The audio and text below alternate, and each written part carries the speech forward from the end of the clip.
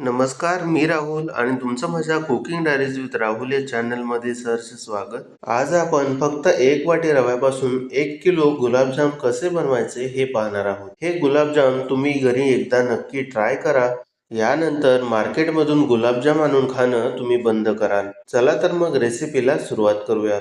सर्वात आधी आपण गुलाबजामसाठी लागणारा पाक बनवूयात. मी सांगितलेल्या पद्धतीने जर तुम्ही पाक बनवलात तर तुमचा पाक कधीही चुकणार नाही. ना कधी जास्त घट्ट होईल ना कधी जास्त पातळ होईल. पहा, इथे मी अर्धा किलो साखर घेतलेली आहे. आता आपण त्यामध्ये 2 वाटी पाणी घालणार आहोत. आता गॅस चालू करायचा आणि चमच्याने ही साखर हलवत राहून पाण्यामध्ये विरघळवून घ्यायची. फक्त 2 ते 3 मिनिटांमध्ये ही साखर तुम्हाला विरघळलेली दिसेल. त्यानंतर पाकामध्ये आपण 4 वेलची आणि थोडंसं केसर घालणार आहोत आणि व्यवस्थित मिक्स करणार आहोत. त्यानंतर 2 मिनिटांनी हा गॅस बंद करायचा आहे आणि पाक थंड होण्यासाठी बाजूला ठेवून द्यायचा आहे. आता गुलाबजाम बनवण्याची प्रोसेस आपण पाहूयात. त्यासाठी इथे मी पूर्ण वाटी भरून बारीक रवा घेतलेला आहे. आता वजनामध्ये सांगायचं झालं तर हा 300 ग्राम रवा आहे.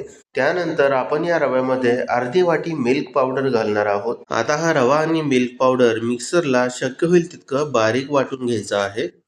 आता कढईमध्ये 2 वाटी दूध घ्यायचं आहे. जर आपण 1 वाटी रवा घेणार असेल तर आपल्याला 2 वाटी दूध लागणार आहे. इथे मी चिमूटभर केसर दुधामध्ये घालत आहे.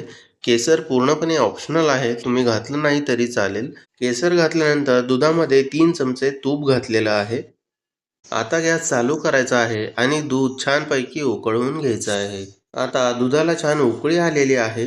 त्यामध्ये आता आपण 1 चमचा साखर घालणार आहोत. आता ही साखर का घालायची तर आपण जेव्हा गुलाबजामचे गोळे बनवू तेव्हा ते फिके लागणार नाहीत, त्यांनाही छान स्वाद येईल. आता दुधामध्ये साखर विरघळलेली आहे. आता या दुधामध्ये मिक्सरला वाटलेला रवा थोडा थोडा घालायचा आहे आणि सतत हलवत राहायचं आहे, म्हणजे ज्या रव्याचे लम्स बनणार नाहीत आणि व्यवस्थित दुधामध्ये मिक्स होईल. रवा संपूर्ण घालून झाल्यानंतर व्यवस्थित दुधामध्ये मिक्स करायचा आहे.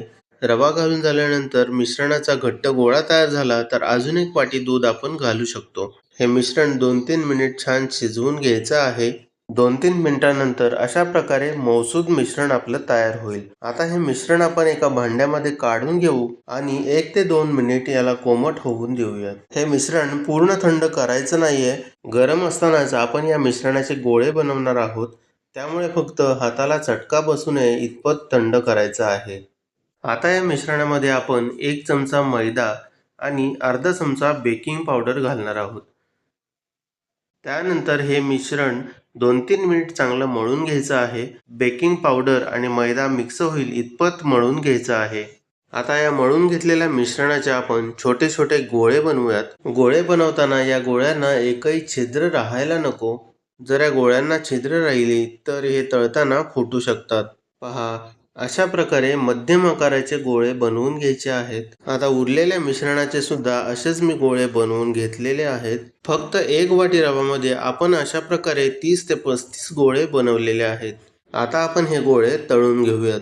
त्यासाठी कढईमध्ये तेल गरम करायला ठेवलेलं आहे. तेल कडकडीत गरम झाल्यानंतर एक एक करून हे गोळे तेलामध्ये सोडायचे आहेत आणि छान लालसर रंग येईपर्यंत तळून घ्यायचे आहेत. पहा, आपले गुलाबजाम तळून झालेले आहेत. किती छान कलर आलेला आहे. आता हे गुलाबजाम लगेच थंड झालेल्या पाकामध्ये घालायचे आहेत. लक्षात ठेवा, पाकामध्ये गुलाबजाम घालताना पाक नेहमी थंड असावा आणि गुलाबजाम गरम असावेत.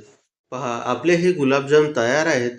आता आपण या पाकामध्ये 4 ते 5 तासांसाठी हे गुलाबजाम ठेवूयात.